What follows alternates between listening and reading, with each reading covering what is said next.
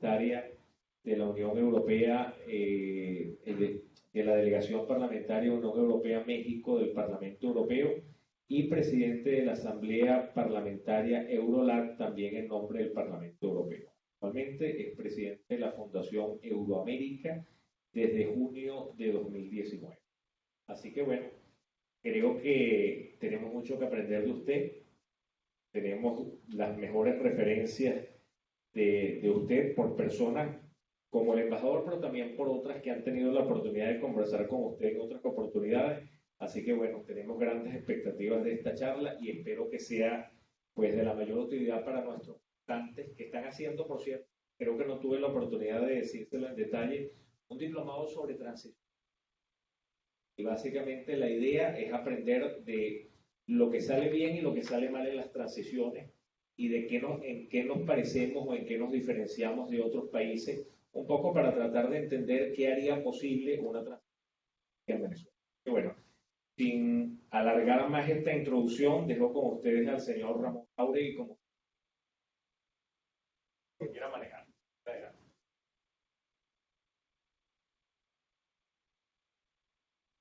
Pues muchas gracias. Mi agradecimiento a la Universidad Católica, al director del curso que ha presentado con mucha oportunidad probablemente un debate sobre transiciones democráticas. Yo he venido a explicarles el éxito de la transición democrática española. Intentaré hacerlo en torno a 10 claves que sistematizan un poco mis ideas sobre este proceso político tan extraordinario que vivimos los españoles entre el año 75 y el año 82. Luego explicaré por qué este periodo. También mi agradecimiento, querido embajador, a la Embajada de España, que fue quien me invitó, quien me dio la oportunidad de estar con ustedes, aprovechando que también puedo decirlo para conectar con muchos interlocutores, agentes políticos y económicos de Venezuela, a propósito de un país y de una situación que siempre me ha interesado. De hecho, en el Parlamento Europeo, yo creo que no menos de 10 o 12 veces hemos negociado resoluciones condenatorias de las violaciones a los derechos humanos que en este país ustedes han sufrido, como bien saben. De manera que, como digo, para mí una oportunidad extraordinaria aprovechar esta conferencia para también situarme en el hoy, de la Venezuela de hoy, que creo sinceramente, se lo he dicho, interlocutores con los que ya llevo hablando durante horas, la comunidad internacional ha perdido un poco la pista de cómo está el país y sigue un poco aferrada a estrategias, inclusive a cálculos que han sido superados por la realidad. Tengo mi impresión. Obviamente voy a hablarles de España y de la transición española y sé, como bien decía el director del curso, que hay muchas oportunidades para extraer lecciones de aquel proceso y aplicarlas quizás, aunque también es verdad que son muchas las diferencias de tiempo, luego de lugar y de circunstancias políticas que Venezuela y España tenían o tienen en relación con este proceso. Pero en todo caso, ya me presto a hablar con ustedes con toda franqueza en el coloquio. Yo voy a intentar hacer una charla, como me han pedido, de en torno a 45 o 50 minutos y luego pues hacemos una conversación todo lo franca de la que soy capaz y, por supuesto, conectando lecciones o errores de aquel proceso con la situación política venezolana del momento. En la presentación de las 10 claves que luego explicaré, es necesario hacer primero una introducción o una referencia al contexto político que vivía España a la muerte de Franco. Porque realmente no me voy a ir muy lejos, ¿verdad? Pero España es un país que, desgraciadamente, en sus 2 últimos siglos, prácticamente desde que acaba su etapa colonial, no fue capaz de crear una nación unitaria, ni tampoco de construir una sociedad moderna y democrática inspirada en los principios de la Revolución Francesa. Nosotros hemos sido un país seriamente dividido, casi siempre consecuencia de una acumulación de circunstancias que impidieron a España en el 19 y en el 20 construir una sociedad, digamos, más europea, ¿no? En el sentido, digamos, de la consistencia de sus pilares democráticos, inclusive de la modernidad de su sociedad. En parte hemos sufrido estructuras arcaicas muy arraigadas en nuestro país a lo largo de esos 2 siglos, porque ha habido unas oligarquías muy retardatarias, porque ha habido una burguesía muy atrasada, más bien provinciana, poco urbana en el sentido cultural y modernizadora de costumbres, una iglesia reaccionaria y una monarquía asociada. Bastan esas 4 referencias para acabar concluyendo que la guerra del 36 al 39, cuando España se fractura gravísimamente, todavía somos herederos de esa fractura, es un poco la expresión de aquel bello verso de Machado, españolito que vienes al mundo, Dios te libre, decía, una de las 2 Españas ha del arte el corazón. Esta idea de las 2 Españas se materializa de una manera brutal, trágica en la guerra civil. Cuando Franco cabeza un golpe militar contra la República que se había instaurado en el año 31. Y hago referencia a estas fechas porque, como veremos luego, somos herederos de la dictadura que surgió de aquella guerra y de la represión posterior. La guerra dura 3 años, 36-39, y el franquismo dura casi 40, desde el año 39 al año 75. Y aquí comienza lo que antes les decía que es el comienzo de la transición. Yo lo fijo realmente ese año 75 porque muere el dictador. Ya es una cierta, iba a decir vergüenza, no, yo diría, es un reconocimiento de que no fuimos capaces de alterar nuestra voluntad muy mayoritaria de la sociedad española caminando hacia la democracia hasta que no muriera el dictador. No fuimos capaces, esa es la verdad. Y mira que militábamos ya. Yo era un chaval, pero realmente en la clandestinidad antifranquista estábamos miles y miles de sindicalistas y de políticos, sobre todo de la izquierda, que no fuimos capaces de producir los cambios hasta que el dictador no muere. Inclusive es un periodo, el del tardofranquismo, decimos nosotros, periodo 70-75, en el que es un régimen moribundo, pero es un régimen que a su vez produce contradicciones brutales. Franco, un poco antes de morir, todavía dicta 5 fusilamientos. Son una cosa un poco terrible, ¿no? Porque los fusilamientos, 5 miembros, 3 del FRAP y 2 de ETA, encarcelados, obviamente por terrorismo, pero cuyo asesinato a través de un fusilamiento provocó uno de esos momentos más convulsos en lo que llamaríamos el comienzo del final del tardofranquismo, más bien, ¿no? Y en el fondo era un poco un conflicto entre un régimen absolutamente dictatorial, claro, que no era compatible con la sociedad que ya vivía el país. Es decir, que cuando he hecho el reconocimiento de que no fuimos capaces es porque, aunque la sociedad española era claramente mayoritaria en demanda de libertad, digámoslo solamente así, con una sola palabra, realmente no fuimos capaces de articular una fuerza suficiente frente a un régimen totalitario. Y era una sociedad en parte diferente porque, claro, España, a pesar del franquismo, ya había ido también recorriendo en ese mismo periodo circunstancias que daban lugar a una sociedad nueva. Concretamente, la autarquía económica en la que él fue, después de la guerra, después de la Segunda Guerra Mundial, termina, grosso modo, a mediados de los 60. Termina esa autarquía. Y, ciertamente, España da un salto económico de desarrollo muy potente. Esto hace que haya un enorme flujo migratorio de los pueblos a las ciudades. Esto hace que haya un enorme flujo migratorio de trabajadores españoles hacia Europa, Francia y hacia Alemania.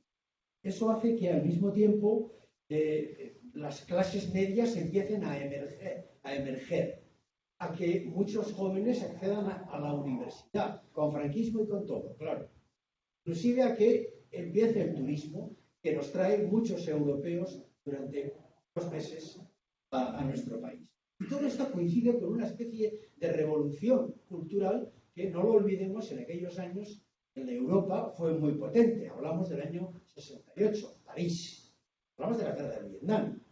Hablamos de Praga. Hablamos también de los Beatles. Y hablamos de Marquis. Hablamos de la revolución en Portugal, la de los claveles, a comienzos de los 70. Hablamos de una intelectualidad muy moderna, muy progresista, muy reivindicativa. Y esa sociedad era incompatible con eso. He ahí el origen de la transición. No se puede explicar la transición y su éxito si no fuera porque había una sociedad que tenía que triunfar. Pero ciertamente ese contexto del que les hablo es el que explica que se produjera un fenómeno político que ahora voy a detenerme a desarrollar, que requería de una inteligencia extraordinaria para que acabara bien. Y yo sitúo en el año 82 el final de la transición por varias razones. Esto es discutible, ¿no? Porque en España, bueno, hay una parte del país, fundamentalmente los que estaban en el gobierno de entonces, de la UCD, que fue el partido, digamos, heredero del franquismo, que pilota la transición, que entienden que la transición terminó en las primeras elecciones democráticas. Yo pienso que no, pienso que hasta el año 82 no se puede decir que terminara la transición. Y las razones son las siguientes. Primera, hubo un golpe de Estado en el 81. Golpe de Tejero. A veces sonará, pero hubo un golpe de Estado que pudo triunfar. De manera que cabe hablar de transición porque ciertamente la democracia española que se estaba construyendo en esos años estaba sometida a una enorme presión de terrorismo. Yo diría un terrorismo abiertamente golpista, aunque sus esencias reivindicativas fueran nacionalistas, es el terrorismo de ETA, pero sus asesinatos a policías, a guardias civiles, a militares de alta graduación, buscaba literalmente provocar al estamento, digamos, más fáctico del sistema para que abortara la democracia, ¿no? Interpretando que la democracia era la que facilitaba el terrorismo. De hecho, ciertamente el golpe militar de Tejero es un golpe en gran parte contra un país inestable, un país sometido a una violencia casi rutinaria que producía más de 100 muertos cada año, se dice pronto. Dados un día sí y otro también. Yo soy vasco y conozco bien aquello. ¿Por qué digo que no acabó hasta el 82? Porque no hubo ningún gobierno no heredero del viejo régimen hasta ese momento. Fue ganar las elecciones en el año 80. Todos los anteriores gobiernos, los dos, fueron gobiernos de la UCD, de Adolfo Suárez y de Carlos Sotelo, pero eran gobiernos de lo que llamaríamos la familia ideológica heredera del franquismo, que tuvo la virtud de pilotar el cambio del franquismo a la democracia, pero eran ellos. Por tanto, no cabe decir que la transición acabase hasta que no se produjera una explosión de libertad en el voto tan brutal que generó una mayoría absoluta extraordinaria cuando en el año 82 el PSOE gana las elecciones y genera a su vez un respaldo internacional absoluto, porque es en ese momento cuando todo el mundo dice, bueno, pues sí, efectivamente, definitivamente España ya transita hacia una democracia plena porque ha ganado la izquierda y además ha ganado abrumadoramente. Y este parece el comienzo, el que da credibilidad, solidez internacional al salto, ¿no? al paso.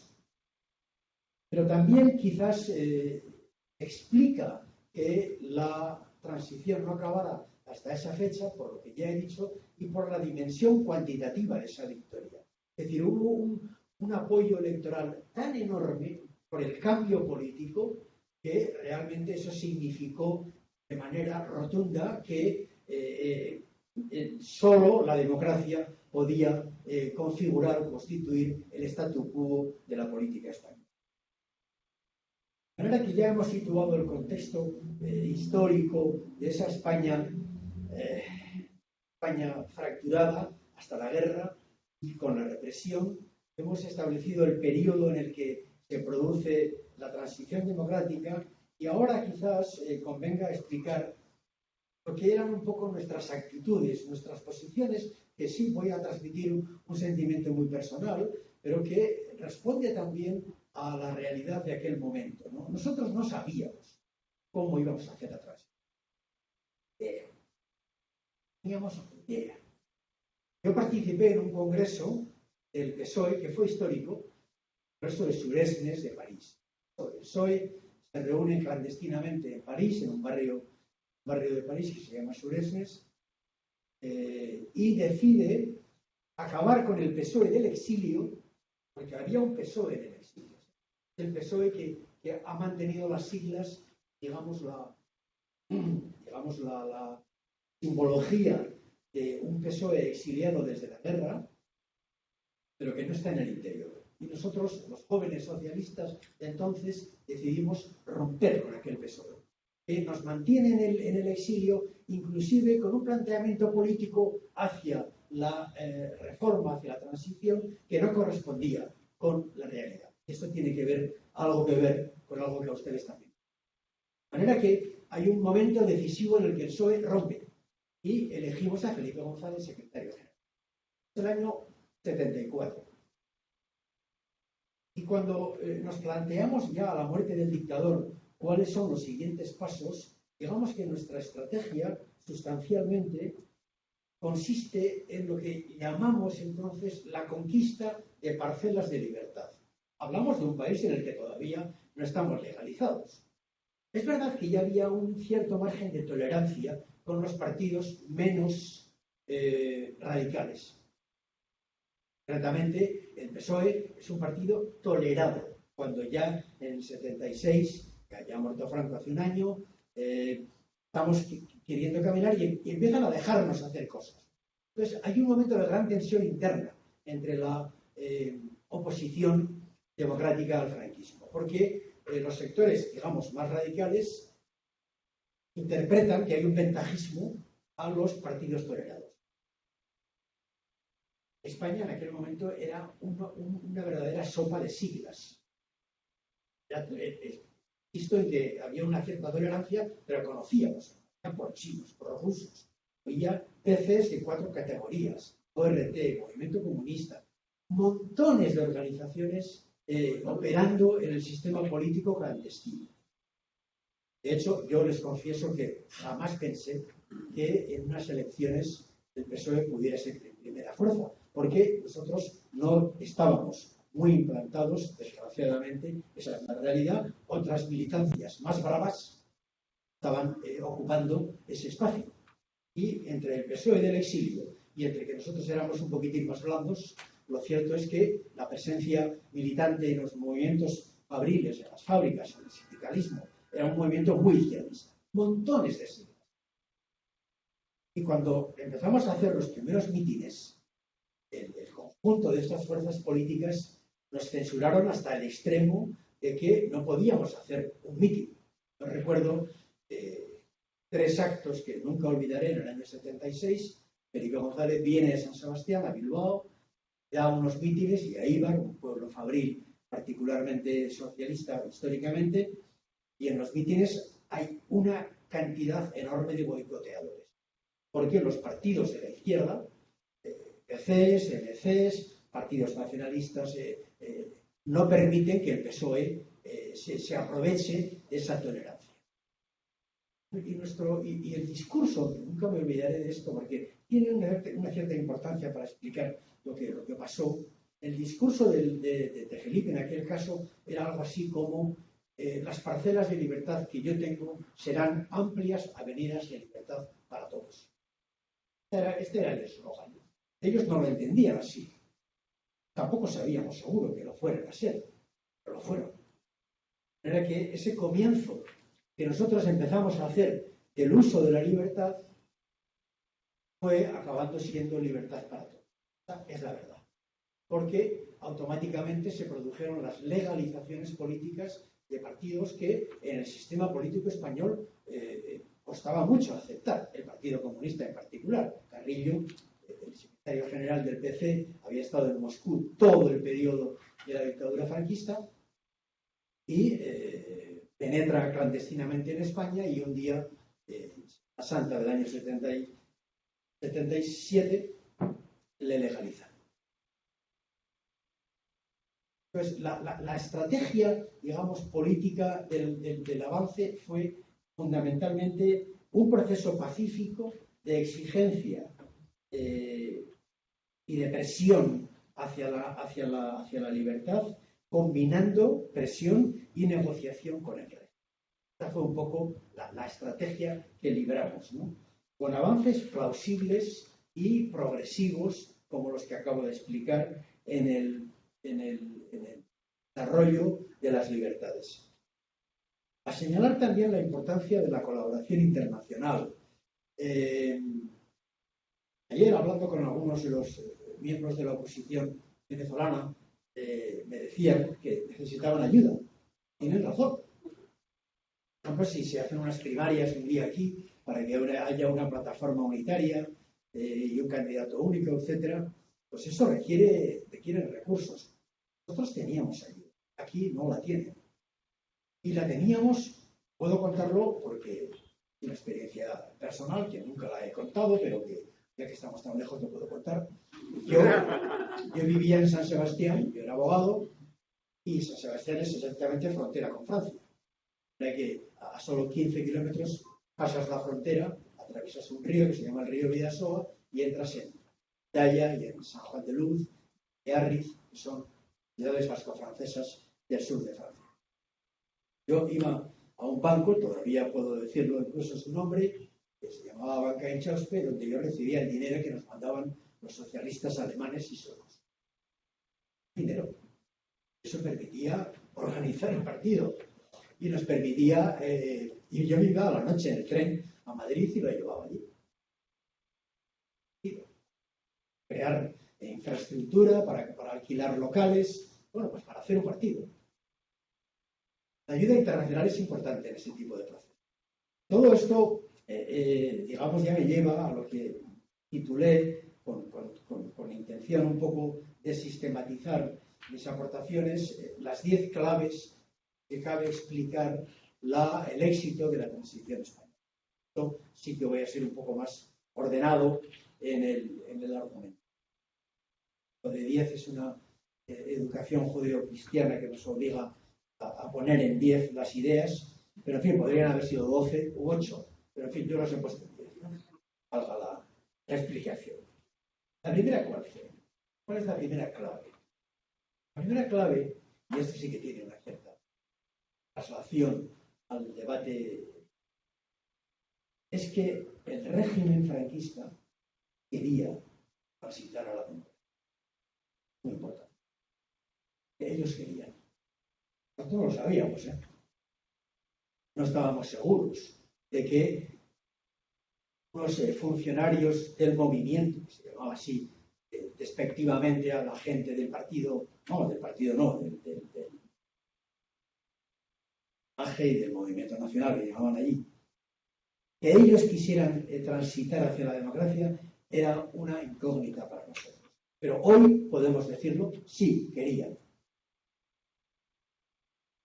Y esta es una condición sine qua non. Incluso quería el rey.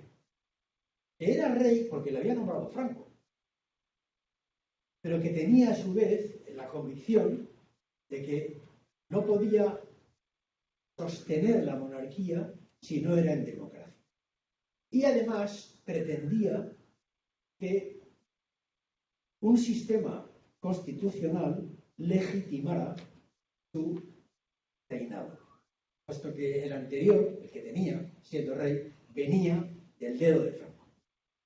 De manera que esto es fácil de interpretar ahora, pero ciertamente es una condición, es una clave que hay que explicar para entender que el éxito en gran parte depende de la voluntad de las partes.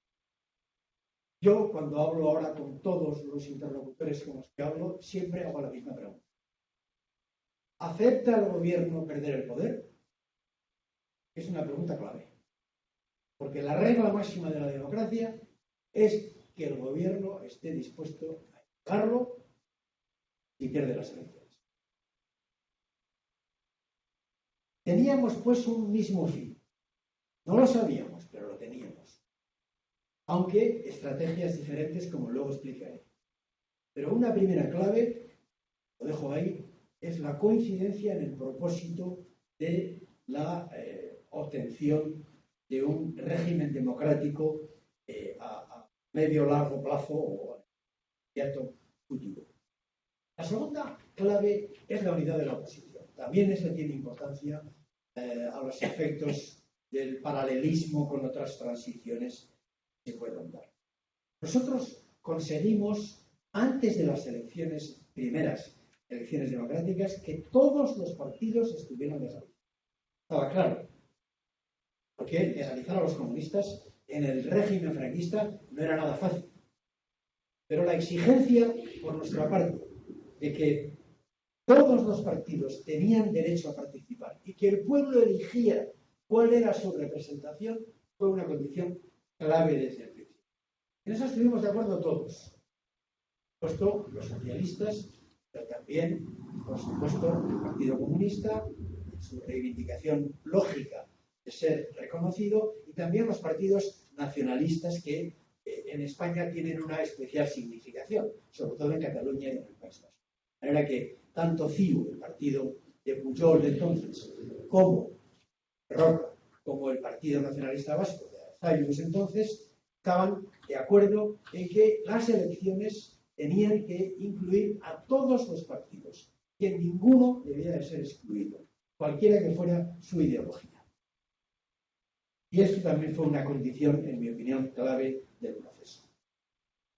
La tercera es precisamente esta, que la condición prepolítica del pacto, lo que constituía el elemento nuclear del pacto con el régimen, era que todos legalizados a unas elecciones libres e iguales. Esta era la condición, a unas elecciones libres e iguales. También ahí coincidimos. Por eso, la convocatoria de las elecciones de junio del 77 fueron las primeras elecciones democráticas en España, dieron lugar a una representación política concreta con arreglo a un sistema electoral que también fue pactado, una ley electoral que también fue pactado, y a un sistema de control, de auditoría de las elecciones, de los cómputo electoral, también pactado. De manera que esta parte fue, yo diría, la tercera gran clave del proceso. El pueblo tenía que decir quién tenía representación. Por ejemplo, tenemos un partido casi más bien y sin embargo la memoria histórica hizo ganadores. Ganó la UCD, ganó el partido que estaba en manos de los herederos del régimen, pero en parte porque el pueblo es muy sabio. Sabía que seguramente el tránsito a la democracia exigía que el propio sistema, el propio régimen, fuera el que se fuera protagonizando los cambios dentro del tránsito a la democracia. Ganó la OCDE, pero el segundo partido fuimos nosotros y así los demás. Pero lo cierto es que las elecciones del 77 fueron verdaderamente el comienzo de todo, porque esto dejó claro quién ganó, quién perdió y qué parte de la cuota tenía cada uno, qué parte de representación. Entonces, aquella sopa de siglas que había tantos partidos, por ejemplo, maoístas o comunistas de aquí o de allá, todo eso desapareció. Y aparecimos el PSOE y el PC. Y el país prácticamente volvió a su memoria histórica casi de la guerra, ¿no? Y porque además pues confió más seguramente en las fuerzas vertebradoras de la izquierda que representábamos nosotros. A partir de aquí, el cuarto punto quizás el más interesante. Inmediatamente de que se constituyen las Cortes en junio del 77, se produce un gran conflicto. El conflicto es de qué manera transformamos el sistema franquista en un sistema democrático.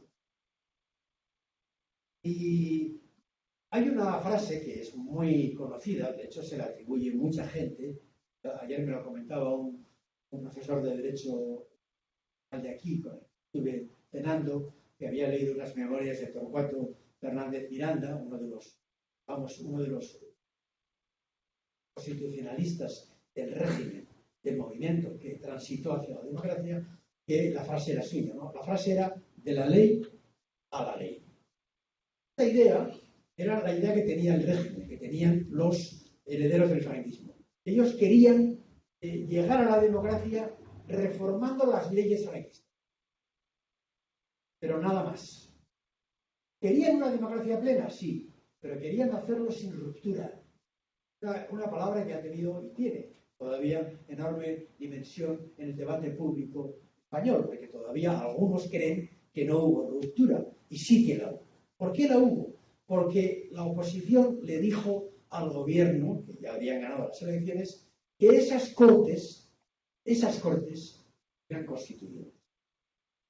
Que solo una nueva constitución, elaborada por ellas, cortes, daría lugar a un tiempo nuevo, por tanto, a una democracia plena, sobre la base de un marco constitucional elaborado en las Cortes recién elegidas.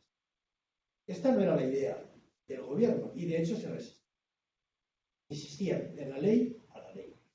Reformas puntuales de las diferentes leyes del viejo sistema político de la dictadura hacia la democracia. No. Eso sería una reforma del franquismo. Queremos una ruptura con el franquismo. La aceptación de que las Cortes elaborasen una constitución nos llevó a otro paso, porque el gobierno, viendo que los partidos de la oposición insistíamos en que solo de esa manera aceptaríamos el tránsito hacia la democracia, nos plantearon la posibilidad de hacer una constitución en manos de los notables, elegir una comisión de 12 o de 15 catedráticos constitucionalistas para que hicieran un texto. No. Son las Cortes quienes están constituidas como Asamblea Constituyente. Les damos ese poder. No lo habíamos dicho inicialmente, pero esta fue nuestra exigencia. Que esas Cortes tuvieran que hacer la Constitución. Y el tercer gran debate, cuando ya aceptaron, vale, de acuerdo, hagamos una Constitución, fue intentar imponer su mayoría. La suma de la derecha, que era mayoritaria en aquella Cámara, empezó noche tras noche aprobando por mayoría artículos de la Constitución. Hasta que les planteamos y les dijimos, esta no va a ser una Constitución de todos. Esta va a ser una Constitución de las derechas. Para que sea de todos, tiene que ser consensuada. Se convencieron de que así tenía que ser y se produjo un proceso de elaboración constitucional sobre la base de un consenso permanente, buscando artículo por artículo los acuerdos que permitieron que el gran pacto constitucional español se aprobase con solo 6 de los 350 diputados votando en contra. Solo 6 de los 350. Piensen un poco en Chile ahora. No, porque conviene tener en cuenta qué es un proceso constitucional. Piensen ustedes que el 4 de septiembre el pueblo chileno diga que no. Y nadie sabe qué va a pasar. No digo con el resultado, sino si el pueblo rechaza esa asamblea constituyente elaborada a través de un proceso superdemocrático que el propio Piñera plantea al pueblo para que el pueblo elija a los constituyentes libremente en una elección totalmente abierta, que hace que hayan construido una constitución de sumas agregadas, de reivindicaciones, en vez de renuncias.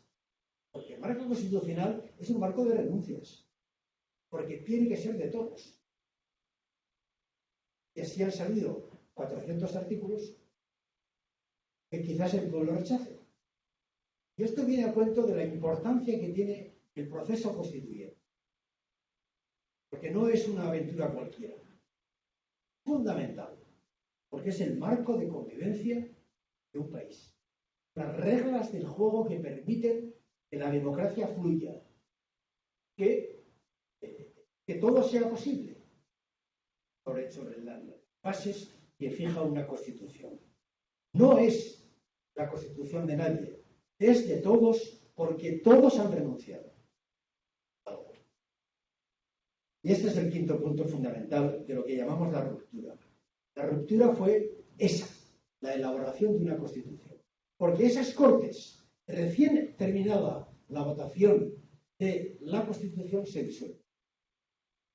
Ellas mismas se disuelven y someten al pueblo la votación de su texto. Cuando el pueblo ratifica ese texto, unas nuevas elecciones eligen un nuevo Parlamento. Y ese nuevo Parlamento, ya sobre la legitimidad que proporciona las elecciones celebradas con arreglo al marco constitucional, inician lo que llamaríamos la etapa democrática más o menos plena que hemos señalado. Me he olvidado de decirles que cuando hablábamos de la unidad de los partidos políticos, esto no fue nada fácil.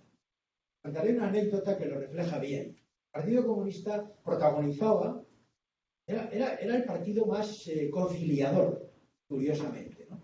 Era un partido que, insisto, estaba, digamos, en el extremo del arco parlamentario, pero al mismo tiempo mostraba una posición de reconciliación y de pacto extraordinariamente importante, muy, muy importante. Entonces tenían una plataforma. Y ustedes tienen también varias cosas. Bueno, pues estos tenían una plataforma, ¿no? La plataforma democrática. Y el PSOE tenía otra cosa, que se llamaba la Junta. Y para que ustedes hagan una idea de lo difícil que fue la fusión de estos proyectos unitarios, al final el gran organismo se llamó Platajunta. La Platajunta. Y esto hizo furor, porque se instaló en el lenguaje democrático del momento, la Platajunta. Todo el mundo sabía a lo que nos referíamos, porque expresaba la suma de la plata y de la junta. Y esto viene a cuento un poco de lo difícil que es esto, ¿no? Podemos luego comentar las desafecciones sociales que reciben los partidos y los líderes cuando son incapaces de a sus propios protagonismos y de construir una alternativa unitaria, ¿no? Ustedes de esto también saben mucho. La otra clave del proceso, creo que voy por la sexta, es lo que yo llamaría una razón filosófica del éxito de la transición. En España tenía mucha importancia por lo que he comentado al principio, ¿no? Por esta idea de las dos Españas. Es el razonamiento que a mí me gusta reivindicar como la aceptación del otro, la otredad, ¿no? Es decir, el aceptar que junto a nosotros viven otras personas que piensan muy diferente, que tienen el mismo derecho que tú a defender un proyecto, el mismo que tú. Hay un verso también de Machado, que me encanta citar en este caso, que hace mucha referencia a esto.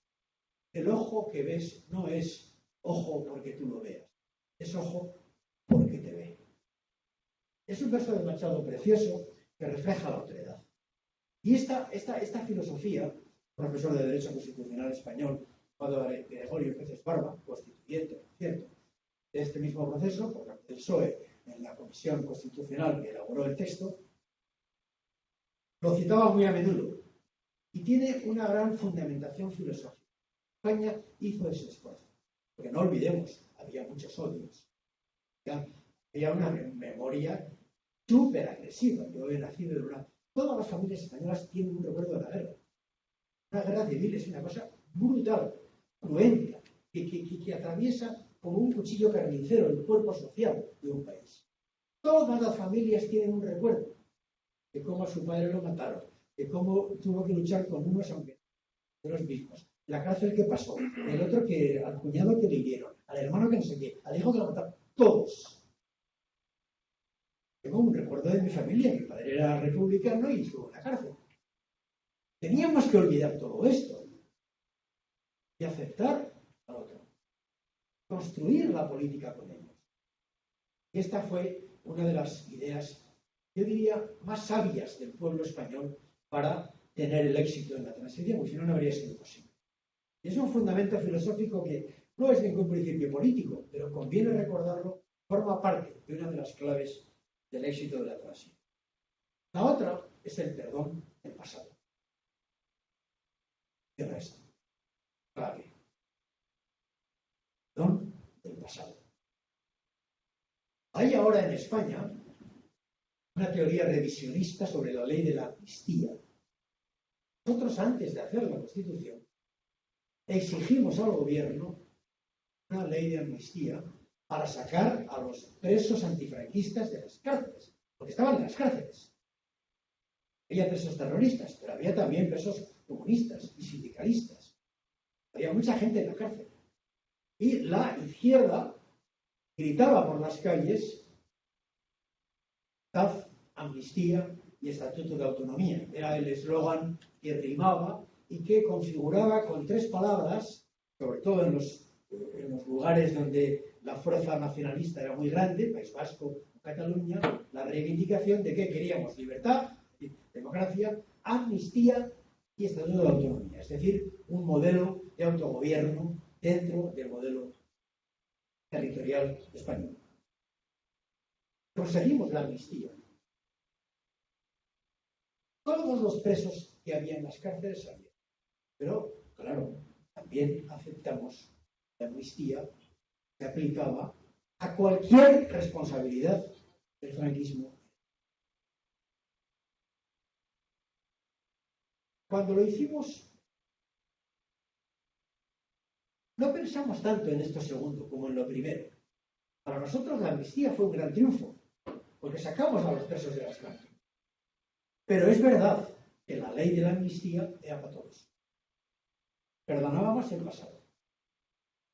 Hay ahora una interpretación que ha estado presente en un debate que acaba de producir en las Cortes sobre la ley de memoria democrática, quizás podamos hablar de esto luego, por medio de la cual se interpreta del lado de la izquierda, fundamentalmente Podemos, del lado del PSOE, se entiende, y de algunos grupos nacionalistas, fundamentalmente Esquerra Republicana, etcétera, que la amnistía no puede aplicarse a crímenes imprescriptibles. Esto tiene mucho que ver con lo que ha pasado en algunos países latinoamericanos, por desgracia, Argentina o Chile, donde otras leyes han llegado a anular las amnistías anteriores. No ha ocurrido así en España nunca. Nunca. La ley de la amnistía nunca se ha tocado. Pero hay quien viene a interpretar que su aplicación debiera de excluir los crímenes de lesa humanidad o los crímenes imprescriptibles. Es donde está el límite. ¿Hay un límite temporal para eso? No lo hay, puesto que son imprescriptibles. En la guerra, ¿quiénes cometieron crímenes? Todos. Crueles, horribles. La guerra es la guerra. Entonces, esta pretensión invalida uno de los elementos nucleares del pacto. Porque cuando nosotros acordamos que una ley de amnistía liberase a los presos antifranquistas, también aceptamos que liberaba cualquier responsabilidad. Lo hicimos a sabiendas, porque no había otra manera de construir el futuro con ellos si no era liberándoles de cualquier responsabilidad. ¿Es justo? No. ¿Las paces son justas? No, nunca. Las paces son siempre complicadísimas, son injustas, tienen problemas con la justicia. Véanse las FARC, véanse el IRA y véanse los crímenes de guerra de las guerras que desgraciadamente la humanidad ha sufrido. Por tanto, nosotros decidimos voluntariamente no exigirnos. Esta fue una condición. Perdón, el pasado. No hay olvido, porque ciertamente la opinión pública,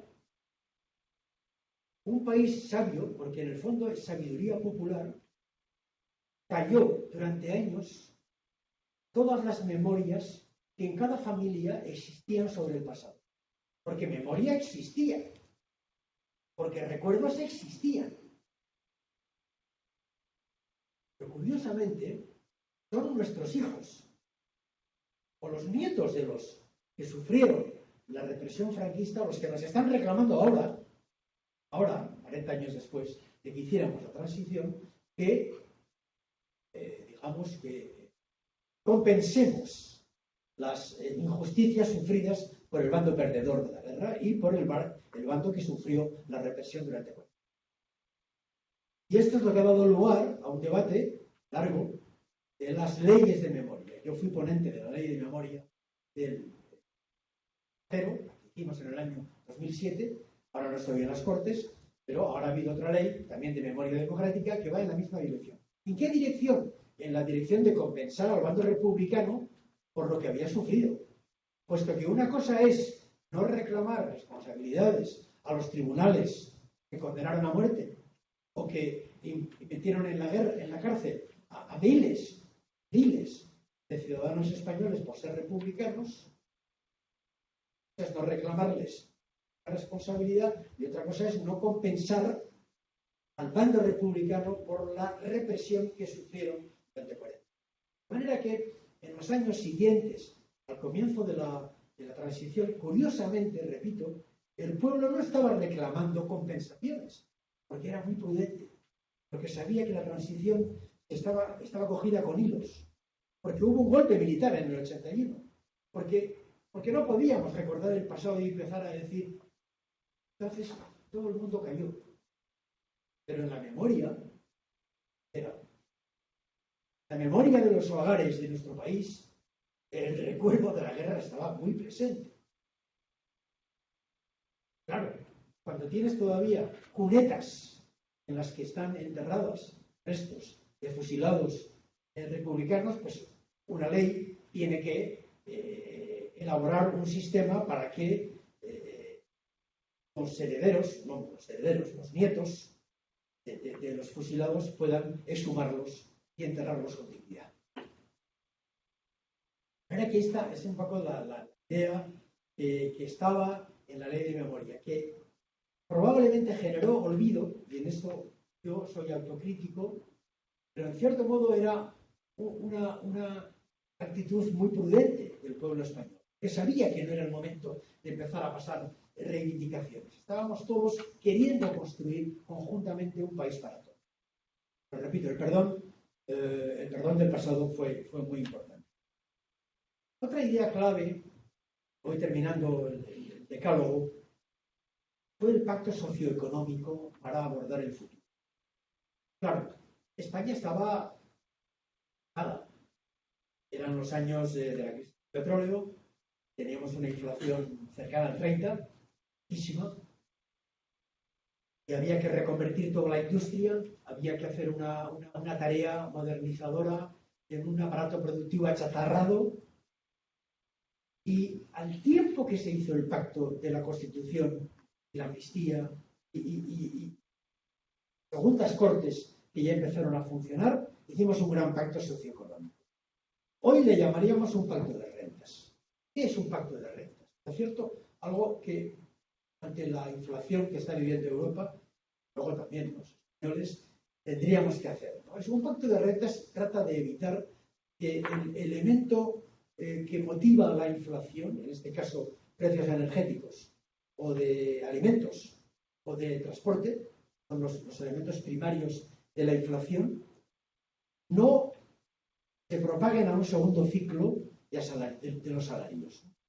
Para poner España como ejemplo, nosotros somos 47 millones de personas, tenemos 10 millones de pensionistas y 22 millones de afiliados a la seguridad social. Entonces, si tú trasladas el 10% de inflación que ha habido en estos primeros meses a los salarios de los funcionarios, de los pensionistas y de los asalariados, automáticamente el ciclo inflacionario se avanza y ya es imparable.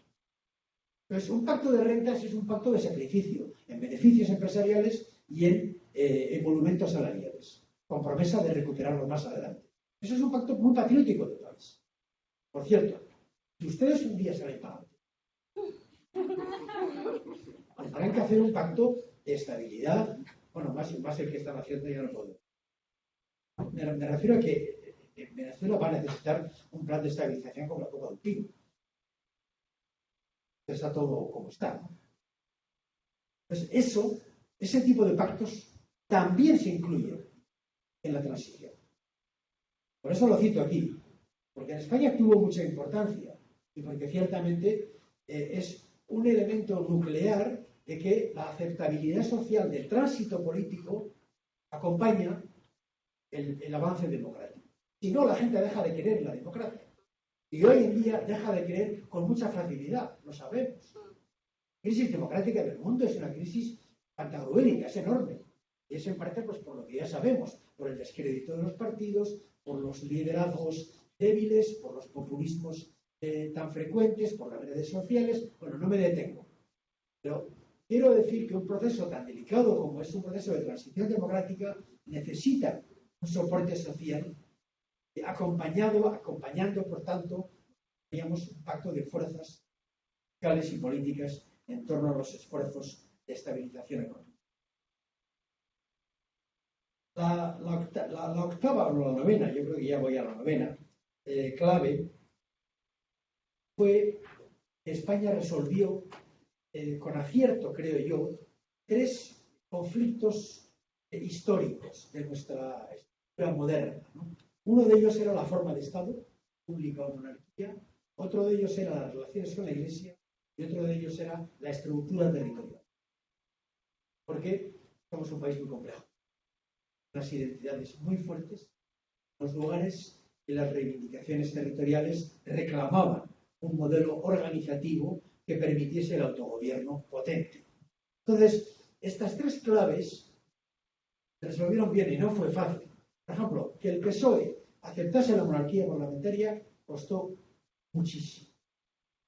Y es otro ejemplo de lo que yo he dicho antes, que es una constitución, es un pacto de renuncias. La fórmula para el PSOE y más bien para el PSOE, fue hacer un discurso probable, por cierto, de defensa de la República como modelo en el debate constitucional, pero aceptar de inmediato el resultado mayoritario de la votación. Fue testimonial.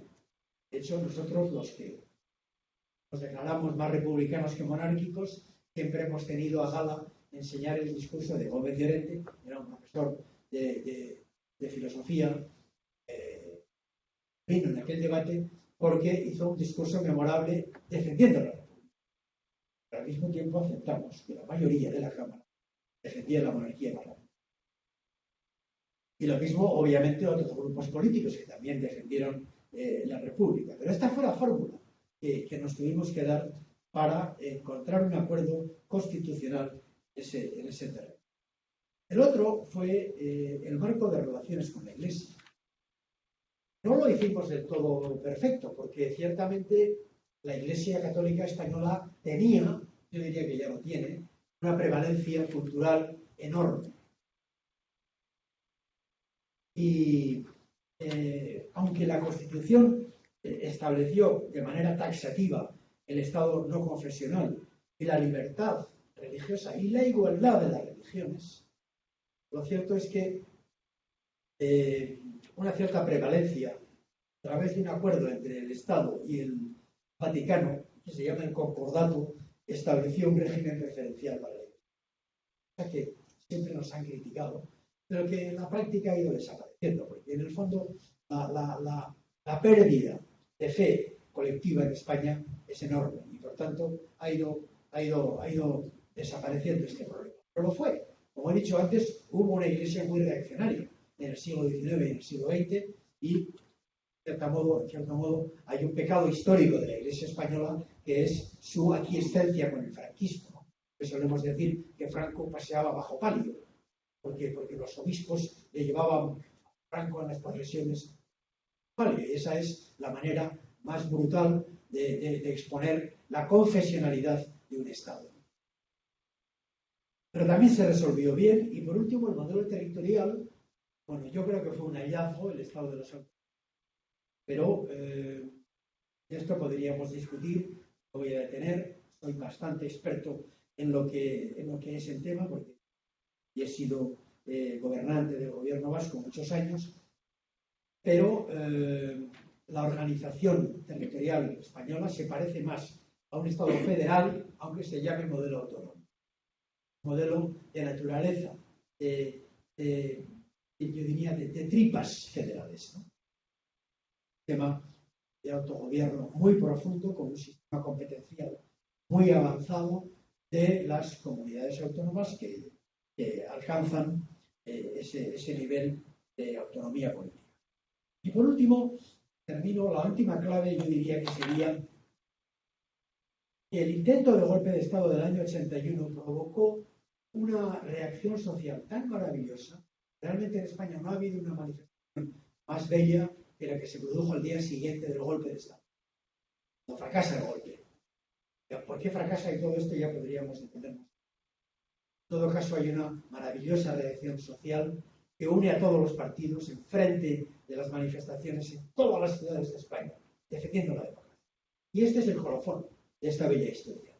El golpe de Estado provoca a sí mismo lo que llamaríamos la vacuna, la afirmación democrática, la convicción democrática, porque unos locos cariocos han querido cargarse la democracia a través de un golpe decimonónico, porque esto ya no encajaba en cánones de la historia moderna.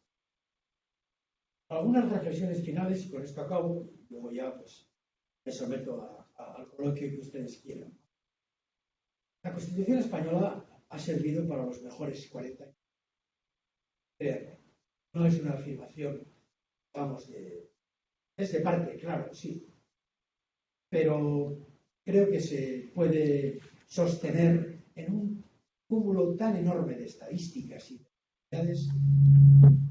Prácticamente nadie cuestiona esto.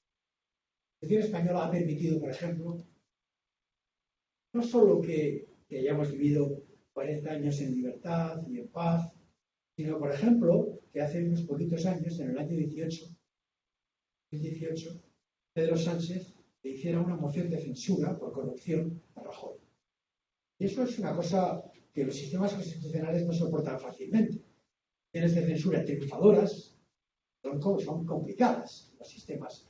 No, pues esto permitió. Y permitió que un partido político que nació en el 2011-12, en plena crisis financiera europea y española, que es Podemos, que era un partido de indignados, de jóvenes cabreados, con razón. Sí, era un partido de jóvenes cabreados con mucha razón, sí. Que crearon un partido que fueron creciendo como la espuma,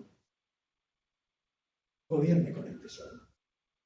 Un poco como si fuera, vamos a decirlo así, si en muchos años, en muchos países de Europa, nunca se permitió que gobernase el PC, bueno, de pronto en España gobiernan el PSOE y más que el PC, porque tenemos Europa PC, Izquierda Unida, y bueno, y no pasa nada, porque el sistema resiste. Tiene un marco. Esto a mí me parece grandioso, porque eso es una constitución. ¿Hay problemas en el sistema político español? Pues no son tanto derivados de la constitución, derivados de problemas más concretos. No me detengo, porque seguramente les aburriría y además no sé si es el objeto del debate de hoy, ¿no? Por ejemplo, ¿hay un debate sobre la monarquía? Sí, lo hay. Porque el comportamiento del rey emérito ha sido decepcionante. Fue positivo y muy importante en los comienzos, creo que hay que decirlo así, pero el final personal ha sido muy decepcionante y eso ha lesionado ese contrato social que la monarquía tiene que mantener vivo, fresco, con la ciudadanía. Si no, no hay monarquía. La monarquía española cae en el 31 porque la sociedad española lleva años soportando una monarquía social totalmente desconectada de la. Entonces hay una apuesta republicana. No es el caso de España hoy, pero el debate existe. Tenemos que reconocerlo. Yo soy de los que creen que, en contra de lo que se dice, la naturaleza de las cosas, las mejores democracias del mundo tienen monarquías parlamentarias. No olviden esto. Mejores. tírenlas. Suecia, a Noruega, tanto por el Reino Unido o por los Países Bajos. Cuidado, no es tan fácil interpretar que la República es un colmado de virtudes. Por tanto, tenemos que ser más cuidadosos en esto. Pero con todo sí diré que en la España de hoy, 40 años después de aquel gran consenso y de aquel gran pacto, hay algunas cosas que si se replantean vuelven a romper el país en dos. Y este es uno de ellos, no les quepa duda. Por eso cuando algunos jóvenes de Podemos, con mucha facilidad, dicen, no, venga, hay que hacer una nueva constitución. Hay quien hace una constitución en España hoy como la que hicimos. Es imposible. Y además, vamos a hacer un referéndum sobre la monarquía. Madre mía, vas a dividir de nuevo al país. Estas cosas tienen que ser fruto de consensos más pausados, más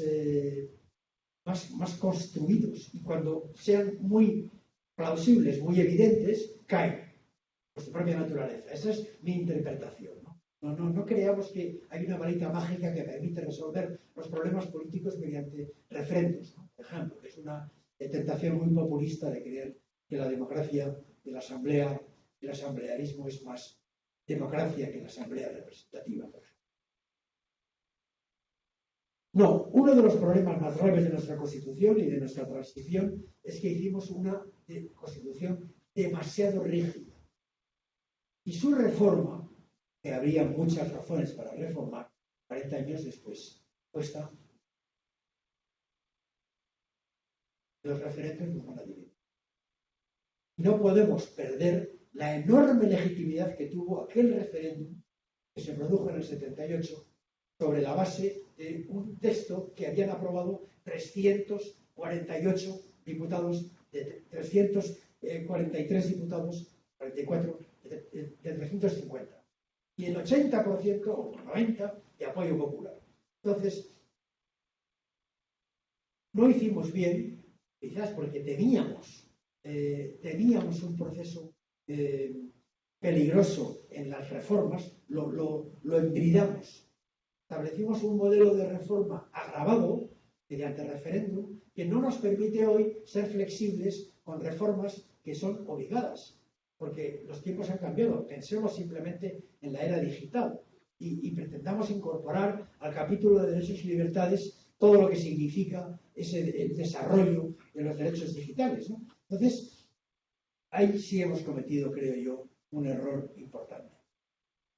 Y termino diciendo que nunca en la España moderna, en la historia moderna de España, hemos vivido tanto tiempo en paz y en libertad y progresando y construyendo un modelo de equidad relativamente digno. No somos el mejor de los mundos, pero el mundo que tenemos hoy es incomparablemente mejor que el que teníamos 40 años y en gran parte es consecuencia de una transición que nos permitió progresar como nunca y convivir.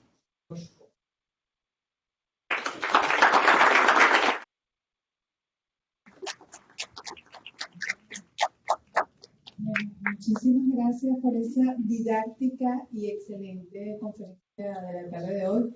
Realmente lo que no entendíamos mucho la transición a través de sus palabras. Así que muchísimas gracias por estar aquí con nosotros. Y bueno, vamos a pasar al periodo de preguntas y respuestas. Vamos a empezar de la fila 1 a la siguiente. Les agradezco preguntas concretas, con planteamientos que puedan ser respondidos fácilmente y que además le dé oportunidad al resto de los compañeros. ¿Ok?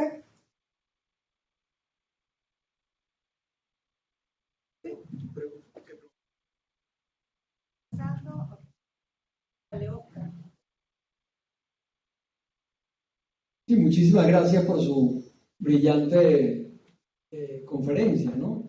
Dos preguntitas. La primera es la siguiente. Yo entiendo la República, así la veo, ¿no? Y los movimientos que habían ahí de izquierda, de mucha raigambre marxista, ¿no? con todo lo que el marxismo implica, ¿no? La lucha de clases, la dictadura del proletariado, bueno, la violencia como partera de la historia, todo eso, ¿no? Y resulta que luego de la guerra civil, uno ve cómo, digamos, esos marxistas de antes van y se agrupan usted lo dijo muy bien, ¿no? Se agrupan básicamente en dos movimientos. Usted decía el PSOE, ¿verdad? Uno de ellos, y el otro, usted habló del PC, entiendo, Partido Comunista. Digamos, y con Santiago Carrillo como líder del eurocomunismo. Un eurocomunismo ya, digamos, que se alejaba de esos dogmas marxistas de la lucha de clases, de la dictadura del proletariado. ¿Por qué sucede esa evolución tan positiva por una parte? Esa es la primera pregunta. Okay. La segunda pregunta tiene que ver con esto, ¿no? O sea, yo entiendo que Franco, ahí está la frase esa, que él iba a dejar eso atado y bien atado, iba esa frase justamente, ¿no? Atado y bien atado, ¿no? Cómo pensó esa y cómo preparó esa transición, ¿no? Hacia el rey Juan Carlos, ¿no? Pero digamos, y es mi pregunta, ¿no? ¿Usted piensa que Franco estaba pensando, digamos, en un rey absolutista o que estaba pensando que el rey podía tomar ese curso y la sociedad ese curso, digamos, antiabsolutista y democrático que gracias a Dios tomó?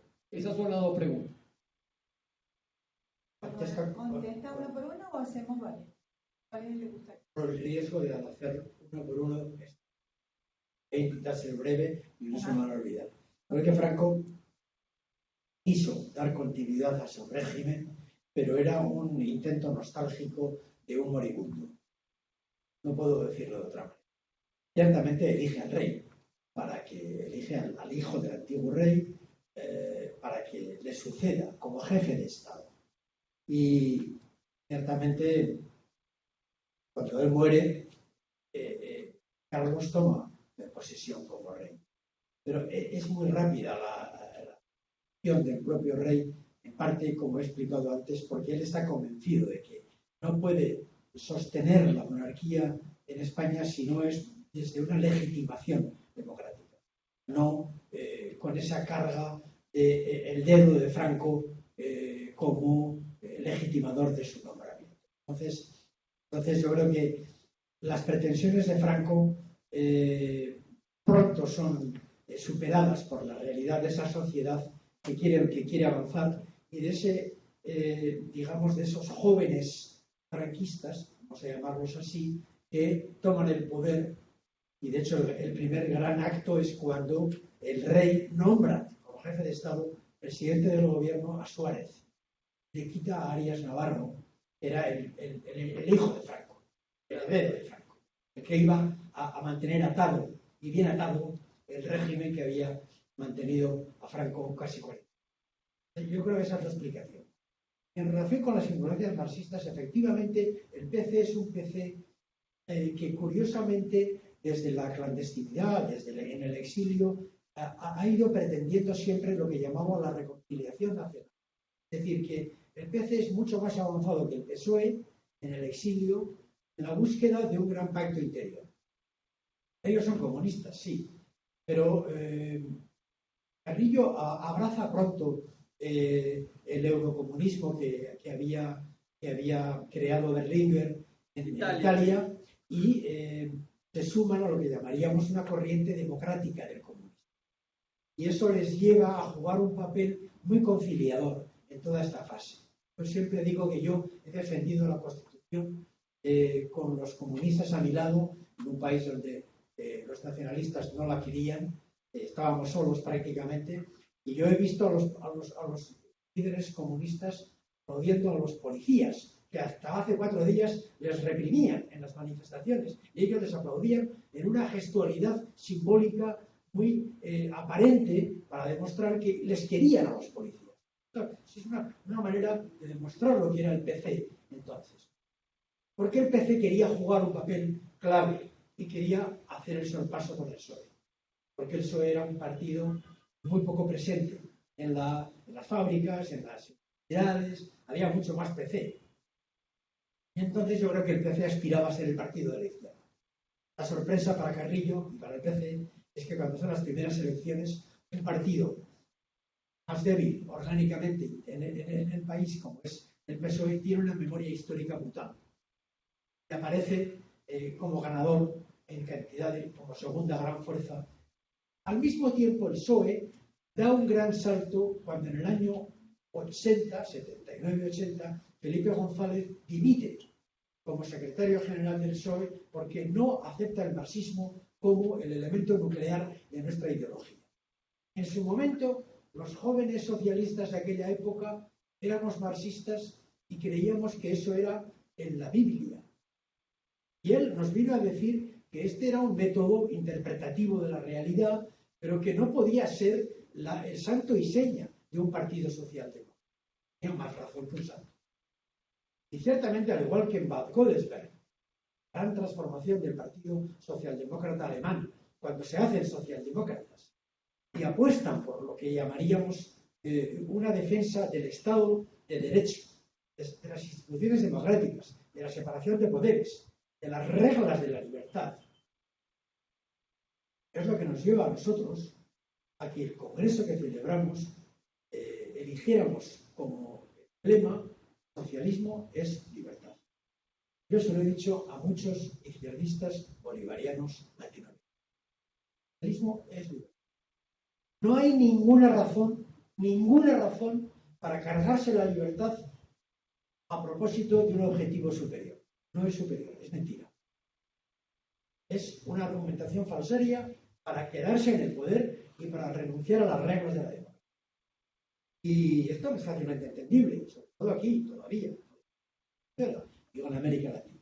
Tengo una opinión más favorable de los triunfos de las izquierdas de ahora, tanto de Petro como de Boric, como de Lula mañana. Creo que hay una, digamos, adaptación de la izquierda bolivariana de comienzos del siglo latinoamericano a una izquierda más social. Y de verdad, si ustedes me preguntan, perdonen por la, digamos, confesión partidaria, me preguntan qué revolución está pendiente aquí, no digo Venezuela, pero qué revolución está pendiente en América, es socialismo. Es ingresar más fiscalmente, es hacer un Estado más fuerte, con más servicios públicos, con la educación y la sanidad como elementos vertebradores de la igualdad, con un sistema de seguridad social, eso que hemos construido en Europa hace tanto tiempo. Eso es una revolución, como la copa de un pino. Eso es revolución socialdemócrata, es marxista. Sí, yo quería preguntar, porque hizo referencia al marco constitucional como el gran marco de renuncias.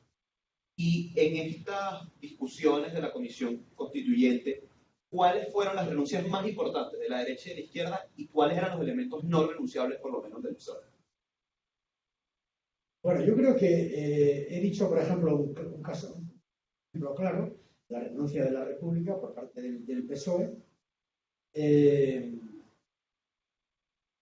Obviamente, lo que llamaríamos el marco de una economía de mercado, como un elemento nuclear de lo que llamaríamos vulgarmente capitalismo. Todo esto la izquierda lo aceptó. Es verdad que añadimos con toda intención que nuestra Constitución se convertía en un Estado social y de mercado. Porque el calificativo impregna muchas de los artículos. Yo creo que por parte de la izquierda, fundamentalmente, en el texto obviamente hay muchísimas cosas que hubiéramos podido hacer mejor. Por ejemplo, reconocer la sanidad como un derecho fundamental, reconocido como tal. Reconocer el derecho a la vivienda como un derecho fundamental, no está reconocido como tal. Son declaraciones más retóricas que no imprimen, que no exigen una implementación de políticas concretas. Entonces, en la política social seguramente hay concesiones muy importantes por parte de la izquierda y la derecha aceptó, lógicamente, lo que llamaríamos la intervención de los poderes públicos en la economía. Eso es lo que hace que el equilibrio entre mercado y interés general esté, digamos, salvaguardado. Bueno, tiene que ver también pues, con todo lo que es una concepción amplia de las libertades, un sistema de seguridad social como pilar fundamental del estado del bienestar. Es decir, los pilares del estado del bienestar, seguridad social, sanidad universal y educación universal y gratuita, son elementos que nuclean un estado de bienestar, y esto la derecha lo acepta, ¿no? Entonces, sería muy largo contestar a esa pregunta, pero obviamente las renuncias son mutuas, pero ciertamente permiten lo que yo llamaría un marco de juego, simplemente. Un espacio en el que el juego político es posible, en el que todos pueden gobernar y en el que las reglas están para facilitar la alternancia. Grosso modo. Buenas tardes. Usted hizo referencia en su intervención a ciertas garantías, entre ellas la exigencia de una amnistía general para unos y otros. ¿Qué otros incentivos y qué otras garantías tuvo la coalición dominante para dar inicio al proceso de liberalización política y posterior democratización, entendiendo de que es una condición necesaria para que ellos pudieran dar el paso hacia la democracia? Bueno, yo creo que los incentivos, los estímulos que tenía el régimen era que España no podía ser otra cosa que una democracia. En fondo, esta era la convicción. Por eso mi primera clave ha sido reconocer que ellos querían transitar. ¿Qué estímulos tenían? Ser reconocidos internacionalmente como un país democrático. España estaba aislada del mundo. España no estaba en la Unión Europea. Yo vivía en San Sebastián y pasaba a Francia a comprar libros. Se podían vender en España. O a ver películas. Quiero decir que había una sociedad que demandaba ser una sociedad libre y democrática, y eso implicaba estar en el mundo y estar en Europa como un país democrático. Y eso implica cumplir una serie de preceptos. Están muy claros. En el Congreso de Viena y en los principios Copenhague, en fin, hay unas convenciones internacionales en Europa que te determinan si tu etiqueta es eres o no eres un país democrático.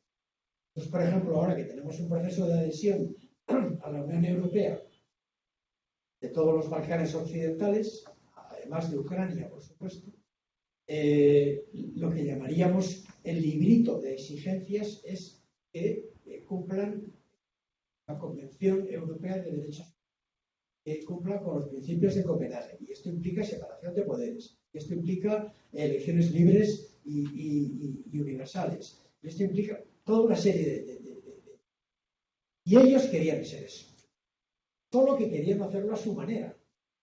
Y el pacto fue lo que ya he explicado, bueno, pues el juego entre reforma y ruptura, que acabó en ruptura mediante la elaboración de una constitución. ¿Qué estímulos tenían? Que les presionaba. Pero con nosotros estaba la sociedad detrás. Es que había un país que quería eso. Era muy difícil negarse a eso. No eras nadie si estabas fuera de él. Y de hecho, cuando España, por eso he citado en el 82 el fin de la transición, cuando gana el PSOE por una mayoría absoluta arrolladora, se inician las negociaciones con la Unión Europea para entrar en la Unión Europea. Y entramos en el 86. ¿Por qué? Porque ese era el destino natural del país. No íbamos a estar alejados. Estábamos allí geográficamente. Lo mismo que Venezuela está en América Latina. Lo decía esta mañana un dirigente chavista. Oiga, que geográficamente ustedes no están en Irán ni en Rusia, joder, están en América Latina. Y el conjunto geográfico no se puede alterar. Pero además, los valores tampoco. Es decir, lo que los ciudadanos venezolanos sienten y quieren es vivir en libertad, con unas reglas en un Estado de Derecho, con un poder judicial independiente, con separación de poderes, con elecciones libres. Y eso es Rusia. ¿Hay un conflicto ideológico? Sí lo hay. No digo que tengamos que ser proamericanos contra chinos en la defensa digamos, de ese conflicto geopolítico al que nos quieren arrastrar los americanos, en parte. Pero nosotros pertenecemos a un sector del mundo, a Canadá, a Australia, a Japón, a Europa, a Estados Unidos. Somos eso, queremos eso. No queremos un país con un partido totalitario que controla todo, la vida de las gentes. Yo no quiero el modelo chino para mi país. Entonces tengo derecho a defender mi modelo democrático. No quiero hacer una guerra con China.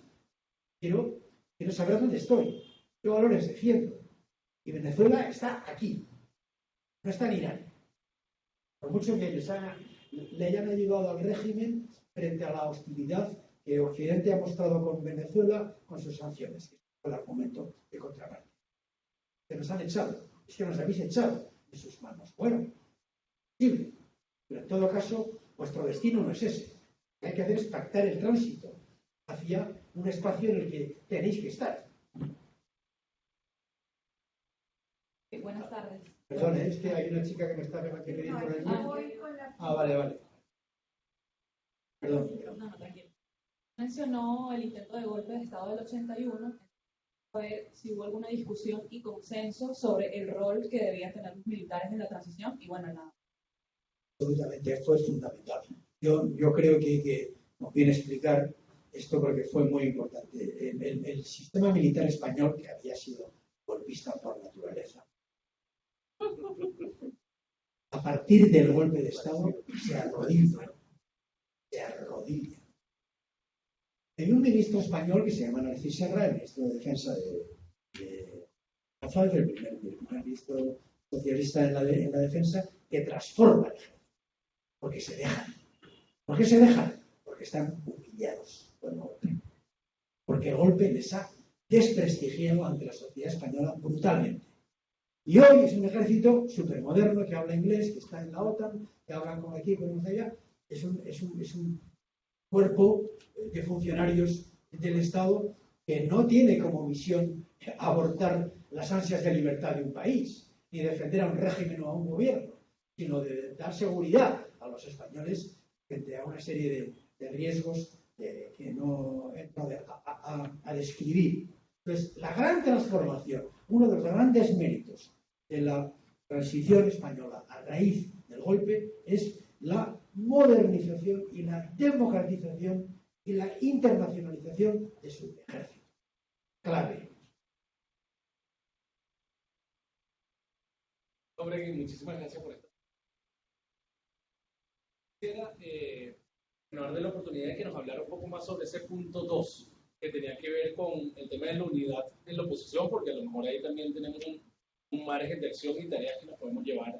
Claro, mencionó algunas cosas, la lucha por la legalización de los partidos, el nombre de la plata junta, creo que era, y algunas cosas, ¿no? Nosotros aquí en Venezuela, yo creo que lo ha visto, estamos trabajando en función de fortalecer la unidad con un hito clave en función de la primaria presidencial, así como sostenido, por otro lado, con un acuerdo de gobernabilidad que se está trabajando y una comisión explícita de la plataforma unitaria para trabajar un acuerdo de gobernabilidad, que de hecho lo dirige Roberto Enríquez, que está aquí presente, presidente de COPEI, en donde se está trabajando para tener un acuerdo interno entre los actores de la oposición, pensando que todos ganen indiferentemente de cómo quede la primaria, para generar los incentivos correctos, pensando en la transición y teniendo un acuerdo programático que también lo mencionó. Entonces, pistas que nos pueda dar alrededor de esto, yo creo que cualquier cosa es útil porque es el esfuerzo que está impulsando la unidad y particularmente el presidente Juan Guaidó. Gracias. Bueno, yo creo que es que esto ya me pone en el brete de darles mi opinión sobre la Venezuela de hoy, ¿no? Bueno, se entiende que es una opinión simplemente y que no pasa nada.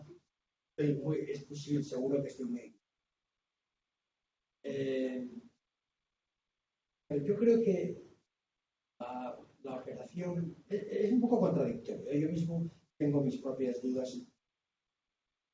Digamos que la operación dura contra el régimen ha fracasado. La pretensión fracasado. Sí. Yo lo que digo es que la pretensión de derrotar al chavismo mediante la presión internacional, sea esta económica o diplomática o no sé qué, eso no prospera. La operación Guaidó ha sido un fracaso. Tengo la impresión. Y yo le he reconocido. El gobierno español fue de los primeros de Europa que reconoció a Guaidó. Sánchez, no estaba Podemos todavía. Sí estaba, sí. El primero. Claro. Y yo estaba en el Parlamento Europeo y se ha volcado el mundo entero con esa operación. Díganme los resultados. Díganmelos. Es que la opinión pública venezolana ya está harta de todas estas operaciones. Es que han perdido ustedes la confianza ciudadana para producir una emoción por ese cambio que todo el mundo quiere, pero no han articulado una alternativa adecuada. No han articulado.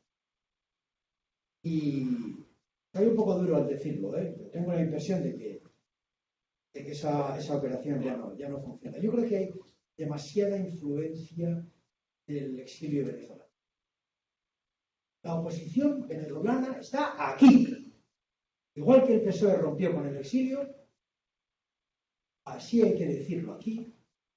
O lo hacen ustedes, o no se dejen guiar por los que están en Madrid, o en Miami, o en Bogotá. No lo crean. Porque es muy fácil ser radical desde Madrid. Muy fácil.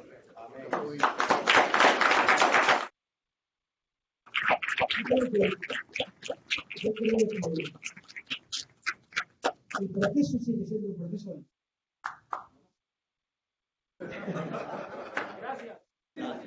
El proceso es un proceso de negociación. Y aquí entra mi contradicción. ¿Estás seguro, si me preguntan ustedes, de que democráticamente el chavismo aceptaría la derrota? Es una pregunta que hago a todos mis interlocutores. Y confieso que me responden muchísimos que no. Sin embargo, tenemos que operar en ese terreno. Tenemos que operar en que un día sea posible una victoria electoral aplastante, porque hay un sentimiento de cambio y porque alguien es capaz de aglutinar ese sentimiento y de volver a emocionar con la oportunidad de ganar. ¿Va a dejar el chavismo que eso sea posible? A intentar que no. Pero ellos tienen también sus contradicciones. Por ejemplo, es verdad que han aguantado las sanciones una hora. Bueno, las han aguantado ustedes. Es el pueblo que le está sufriendo. Pero tampoco eso ha provocado lo que ha provocado es que 5 millones de venezolanos hayan ido. Es un verdadero drama, ¿no? Pero aguantan. Entonces, yo pienso que ellos necesitan, de una parte, un reconocimiento internacional, porque no pueden seguir viviendo en la marginación.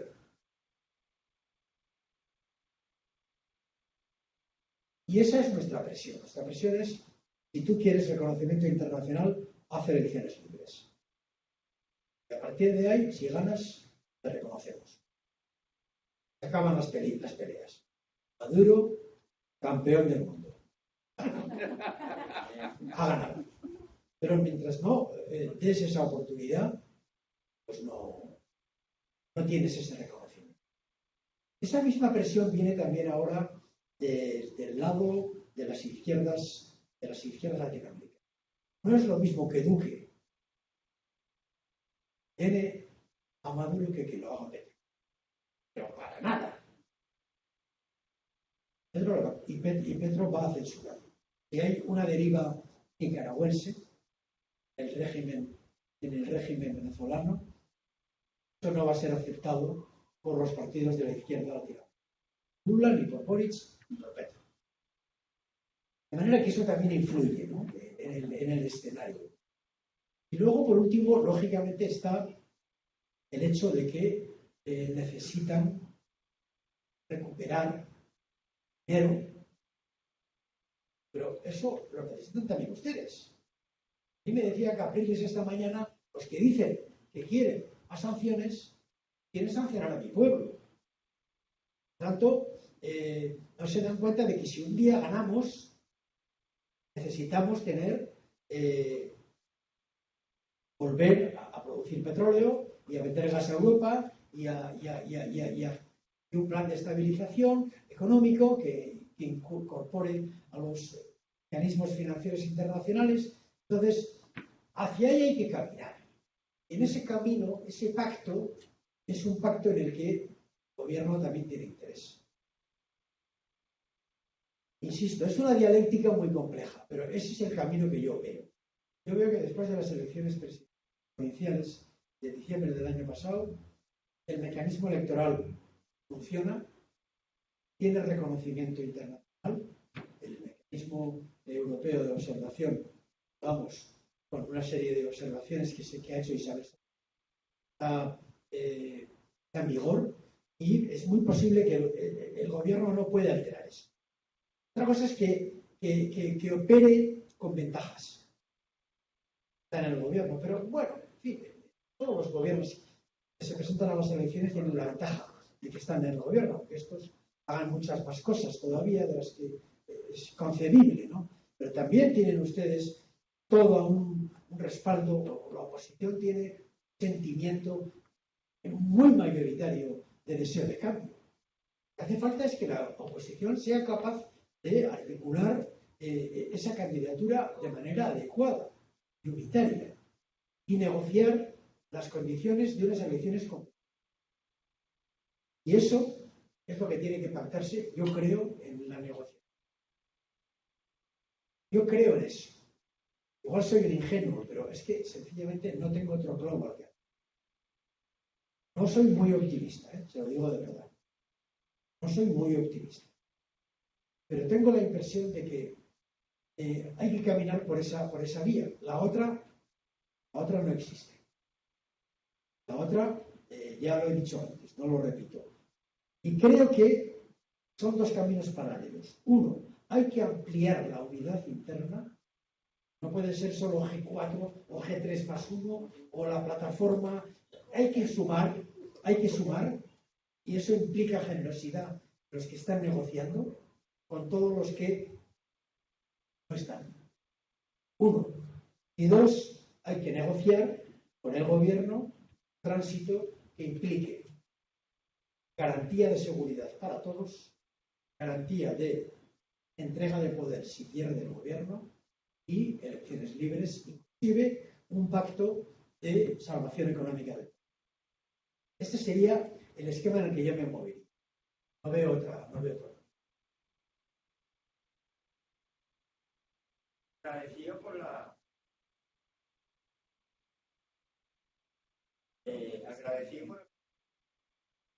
cuando tú hablaste de España, de renta, creo que fue cuando el problema de la bajaron el sueldo, que aplicaron por 3 años un poco de empresas por toda Europa. Eso causó como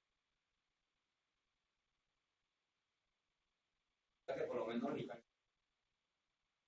no sé si eso fue así tan fácil, ¿no? Claro, es lo que yo interpreto, ¿no? En el caso venezolano veo que se sienten rechazadas por los partidos, y con mi opinión, si tú estarías de acuerdo, si en vez de hablar tanto el gobierno siempre habla del pasado. Entonces se me ocurre a mí y otras personas que estamos metidos en eso, deberíamos aceptar como una especie de correo, que sepan de algo, darles la idea a las personas participantes, que se sientan agradecidos de que tú eres tomado en cuenta para que la gente haya votado. La gente no se siente aceptada, a volver a ganar la portería del gobierno. Bueno, yo creo que, bueno, no, pueden aplaudirle, yo creo que... es verdad que en España hicimos, en aquellos años, porque usted se refiere al periodo de la crisis bancaria del 2008-2010, ¿no? Fue durísima. Un ministro con Zapatero, puedo contarle que eso que usted ha dicho que hicimos fue muy duro. Pero se subió a la tribuna del Parlamento y dijo que había que reducir pensiones, por ejemplo. En España hay 9 millones y medio. No soy uno de ellos, por cierto. Y claro, esos esfuerzos el pueblo nunca los entiende. Algo son imprescindibles. Sí, yo creo que luego perdimos las elecciones. Además por goleada, pero vamos, por paliza. Los perdimos, pero mayoría absoluta del PP. El 11. Nosotros tuvimos que hacer una cosa en aquella época tan tremenda que yo siempre la cuento porque es una experiencia de gobernante, ¿no? Que para mí la calidad de un político es un político que gobierna.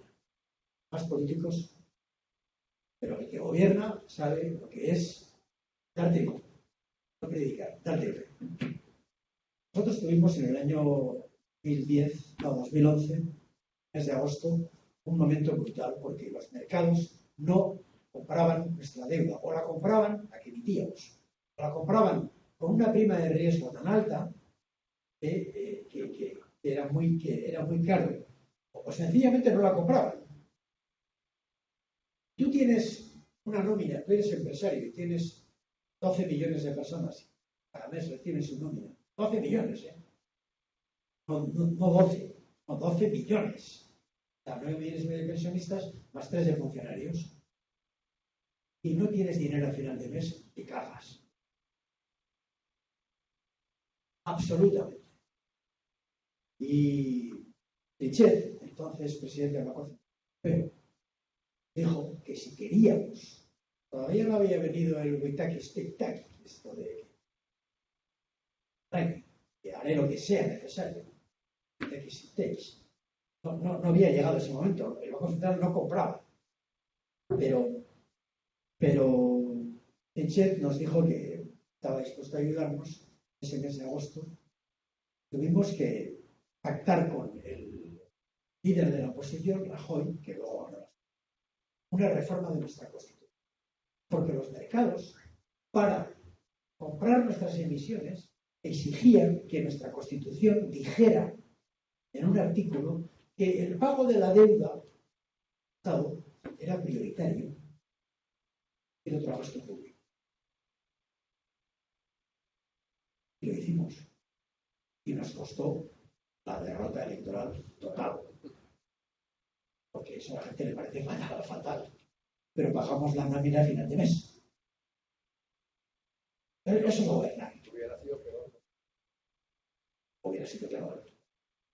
Es lo mismo que cuando salvas un banco y te dicen, tú salvas el dinero de los bancos. No lo sabes. Tienes el banco, por ejemplo, el Banco de Madrid, que se va de Madrid, no me acuerdo cómo se llamaba, porque ahora está absorbida por la Caixa. El Banco de Madrid tenía saldo negativo que si no le salvas, deja de dar. Entonces hay 6 millones de consignatarios con cuentas corrientes que se enteran por un pequeño rumor que no van a poder coger su dinerito para el corralito. Tú eres el presidente del gobierno y salvas a ese banco, porque ya no es que sean los 6 millones de ese banco, es que son todos los ciudadanos que tienen sus depósitos que se llenan de miedo y que van a sus bancos a pedir, y entonces todo el sistema bancario se destruye. Ya sabemos cómo funciona el sistema bancario. Hay cosas que en la política, en la situación económica, cuestan mucho. No digo que vayamos a hacer tabú. Me pongo esos tributos, pero esto viene a cuento del comentario que me ha hecho a propósito de lo que fue aquella esto. Y luego, para la votación, yo lo que creo es que la ciudadanía participa si cree en algo, ¿no? Si ve que hay alguna posibilidad. Si los ve desubidos y va a volver a ganar Chávez, van a votar el 25%, el 30%. La mayoría de ellos del Partido Chavista. Entonces, la oposición tiene una tarea muy difícil, pero al mismo tiempo, si logra la unidad, tiene una extraordinaria posibilidad de ganar gobiernos provinciales, que solamente tienen 7 provincias o 5, o los que ganaron, porque no fueron unidos. Pero si hubieran sumado votos, habrían tenido 17, ¿no? Dio Marinas después, cuando pasó la segunda votación, etc. Es decir, que la unidad es una condición que va a provocar estímulos. A la participación no va a depender del programa, que no sé qué, no, sino de que la gente piense que va a haber un cambio. Que tal persona, la que sea, va a ganar. Y eso es lo que yo creo que el régimen no puede soportar. Es posible que antes de que eso ocurra, cometan una imprudencia represiva. Pueden hacer una acción a la nicaragüense. Llano, que merece ese calificativo, ha metido en la cárcel a todos los opositores. Se acabó la pelea. Claro, es verdad, es que la ha metido en la cárcel a todos. ¿Puede hacer eso Maduro? Porque eso no se lo tolera. No va a abrir el sistema económico con Venezuela. La primera medida que va a tomar va a ser abrir la frontera y intercambiar y, en fin, y devolver a Venezuela, que eso va a cambiar mucho. Entonces, cuidado porque las cosas... Entonces, yo creo que hay que caminar en esa dirección. Y las dos líneas, unidad interna y negociación de unas condiciones mínimas que incluyan, repito, que incluyan un pacto de no agresión o de salvar el futuro de todos, permitir que sea oposición, sin ninguna sanción, ni de aquí ni de nadie, y previamente ir despejando el horizonte, dejar sanciones, dejar facilitar un cierto desarrollo económico, y bueno, no importa. He sido con algunos líderes que la tensión del gobierno es que los 25.000 millones que hay por aquí y por allá en depósitos congelados en Reino Unido, Estados Unidos, tal, que lo administre, que no lo administre solo el gobierno, es igual, que lo administre. ¿Cuántas cocinas y cuántos frigoríficos dieron en Marinas? ¿Sirvió para algo? Pero, es decir, que eso, yo no creo que sea tan grave que discutas eso. Yo sí soy partidario de facilitar el desarrollo económico de Venezuela, aunque eso lo aproveche el gobierno. Y eso es condición para pactar unas elecciones competitivas. Para mí ese es el camino. Porque no es tan grave que el gobierno tenga eso, porque como es de vosotros. Y aunque lo administren a su manera, no por eso van a ganar las elecciones. Ganan las elecciones porque tienen una estructura partidaria muy potente. Bueno, y por más cosas. Pero quiero decir que el camino es ese. En mi opinión, yo creo que hay una oportunidad de desbrozar ese camino. La comunidad internacional tiene que apoyar esa vía, ¿no? Y eso implica convencer a los Estados Unidos también de que haga algunas cosas en ese terreno, que también están haciendo, por cierto. Los Unidos están negociando con el gobierno de noche y los miembros de la unidad lo dicen. O sea que cuidado. Entonces vamos a ver hacia dónde vamos. Entonces vamos a defender, vamos a avanzar en ese terreno. El gobierno, ¿qué pide? quíteme las sanciones, vale, déjame el dinero, vale. Usted, vale, vamos a jugar. Usted es una candidatura potente. Lo que va a mover a la gente es ver la emoción del cambio. Eso mueve, esa es un brochazo. En las elecciones son sentimientos colectivos, es voto útil. Y eso se puede lograr porque está ahí. Solo que en este momento la ciudadanía no cree en nosotros. Digo, cree, joder, porque llevan 10 años de decepciones. Bueno, más cositas. Sí, buenas tardes. Decía usted en su intervención temprano que más que todo no sabían cómo lograr una transición, ¿no? En su momento. Saber, o quisiera que nos explicara un poco, en qué contexto se daba ese no sabíamos cómo lograr una transición. Se lo pregunto un poco hablando también de la emotividad de lo que venía diciendo, porque en Venezuela hemos visto episodios donde la oposición ha intentado vender procesos de cambios, pero son procesos de cambios medianamente inmediatos, ¿no? Que se venden como inmediatos. Entonces, ¿qué tan complejo es una transición y cuál es el contexto en el cual se da un pensamiento como, caramba, no sabemos cómo lograr una transición? Si eso lo dicen ustedes, ¿qué pensaba la gente?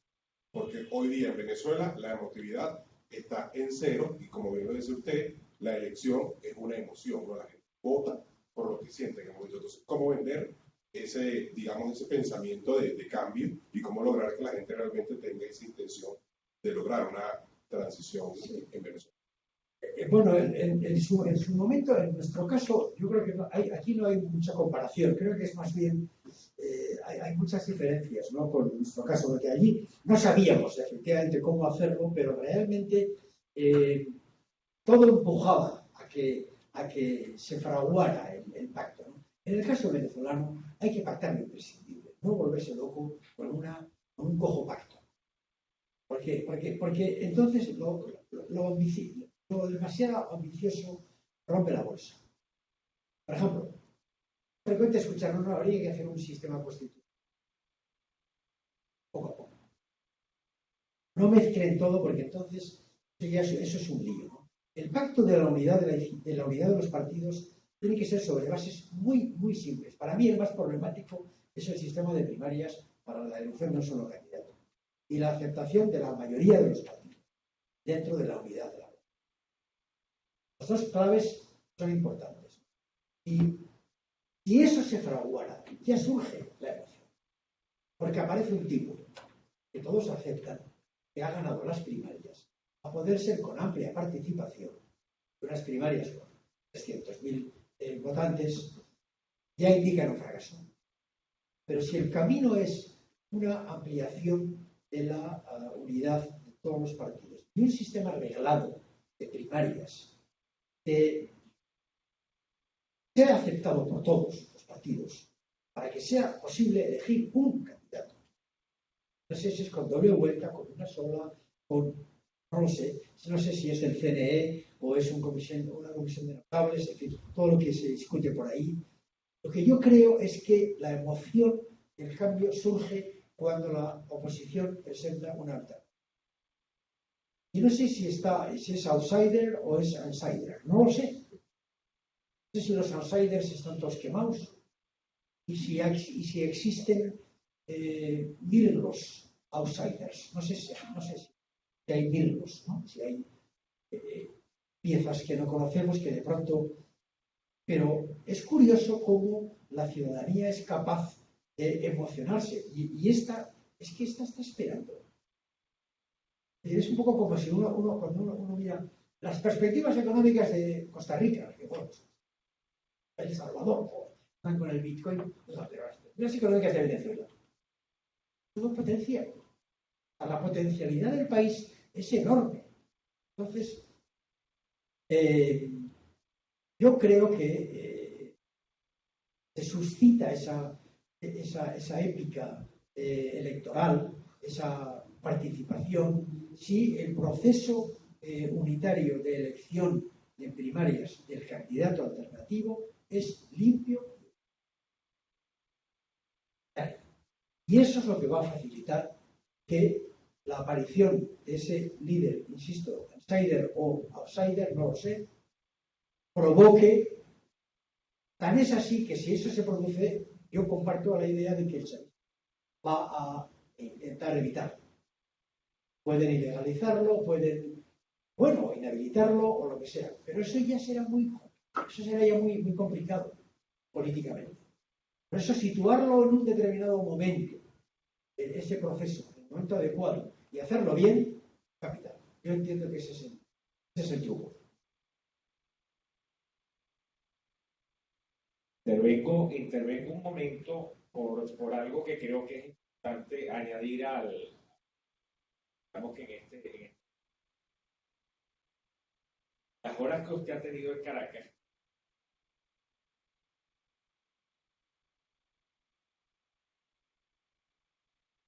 Hay un tema sobre el tema negociación, que es bastante, justamente lo que usted propone en relación a lo que debe ser el resultado de un proceso de negociación, justamente lo que sea. Y es justamente las razones por las cuales el gobierno se ha parado de la misma cada proceso de negociación, cuando ha habido justamente que llegar a acuerdo. Y esto lo digo, además no lo digo por opiniones de terceros. Yo he estado cerca y he sido asesor de algo. Y he advertido desde muy temprano en el proceso que no tenía probabilidades de cerrar. Justamente porque la negociación es en principio intercambio de sanciones por condiciones políticas, por condiciones electorales principalmente. Y el problema es que el gobierno sabe, nosotros acabamos de cerrar una encuesta el 28 de julio. Y justamente una de las preguntas de la encuesta, porque digamos que el ambiente que muchos perciben en Venezuela es que a la gente ya no le interesa lo político, que básicamente está divorciada. Y lo que usted dice es totalmente cierto. A la gente le sigue interesando lo político, pero ha perdido la esperanza, ha perdido las expectativas de un cambio. Y mientras esas expectativas no se retomen y resurja esa emoción nuevamente, pues la gente no se moviliza porque sencillamente considera que no hay nada que hacer, que no hay nada por lo cual luchar. Y una de las cosas que está pasando justamente en ese proceso de negociación es que el gobierno sabe, porque hace mediciones con mucha más frecuencia que cualquier oposición y que cualquier entidad académica, sabe que el 70% del país reclama un cambio de gobierno. 70%. Y sabe por el otro lado que de ese 70%, más de un 30% vienen de sus propias filas, de las filas del propio chavismo que reclama un cambio de gobierno. Para ser exactos, casi un 40%. Entonces, bueno, ante un escenario de esta naturaleza, el gobierno sabe que dar condiciones políticas implica perder el poder. Y el gobierno, por lo que hablábamos hace unos minutos cuando nos conversábamos en mi oficina, el gobierno no está dispuesto a perder el poder porque siente que tiene unos costos. Entonces, claro, puesto ante el escenario de un posible acuerdo, implica negociar condiciones políticas que equivalen a perder el poder a cambio de el relajo o la moderación o la eliminación definitiva de las sanciones. El gobierno ha optado por quedarse con las sanciones y quedarse con el poder. Y yo veo difícil, quería agregar esto porque también me gustaría tener su opinión sin darles el tiempo que nuestros cursantes merecen. Yo veo muy difícil que el gobierno, mientras no tenga la expectativa de que por alguna razón el control sobre el poder peligra y puede perderse en el mediano plazo, el gobierno no tiene mayores incentivos para cambiar sanciones por condiciones políticas. Y ahí es donde creo que está el principal problema. O sea, yo creo que al gobierno le interesa la legitimidad de las elecciones y creo que el gobierno está dispuesto a dar condiciones en la medida que sepa que puede ganar las elecciones, pero lo que hemos visto también en los últimos años, para ser exactos, del 2013 para acá, lo que hemos visto es que en la medida que el gobierno no tiene, digamos, la certeza de que puede ganar la elección, deterioran las condiciones. Y así nosotros hemos visto cómo después de perder la elección del año 2015, la parlamentaria, básicamente no permitió que se hicieran las elecciones de gobernador. Vimos cómo después de aplastar las protestas del año 2017, inmediatamente hizo elecciones de la Asamblea Nacional Constituyente, de gobernadores y de alcaldes, prácticamente seguidas en el mismo año. Vimos como en el año 2019 no se permitió observación electoral porque el gobierno tenía muchas dudas de poder ganar la elección parlamentaria, o mejor dicho, no tenía dudas de poderla ganar. Sabía que la observación iba a dar muy malos resultados porque las condiciones justamente eran las peores. A los partidos se judicializaron, no se les permitió competir, se inhabilitaron candidatos, se inhabilitaron partidos y sencillamente la observación no interesaba. Y en la elección del año 2020, como había mayor certeza de poder ganar, entonces se permitió la observación. Que además fue una observación para el corto tiempo que pudo trabajar en Venezuela, una observación muy buena, que dejó un informe muy sólido, que al día de hoy, no sé si usted lo sabe, no ha sido discutido por la directiva del Consejo y que no se permitió presentar en el país, justamente porque no interesa que se cuestionen las condiciones de esa elección. Y si la elección presidencial fuera mañana, no sabemos lo que va a pasar en el 2024, no se permitiría observación si la elección fuera mañana. Y básicamente, ¿por qué? Porque el gobierno no puede dar condiciones en este momento porque perdería una elección presidencial sin lugar a dudas. 70%, cifras de un campo del 28 de junio, y reclaman un cambio de gobierno, incluyendo el 40% del mismo oficialismo. Esas son cifras terribles para el gobierno y cifras que, bueno, que lo obligan básicamente a jugar con dos elementos. Jugar con la abstención, con lo cual genera cualquier cantidad de elementos que puedan básicamente reducir la expectativa y la esperanza para que la gente no vote. Y por otro lado, dispersar el voto, generando o permitiendo un montón de candidaturas muchas veces fabricadas artificialmente.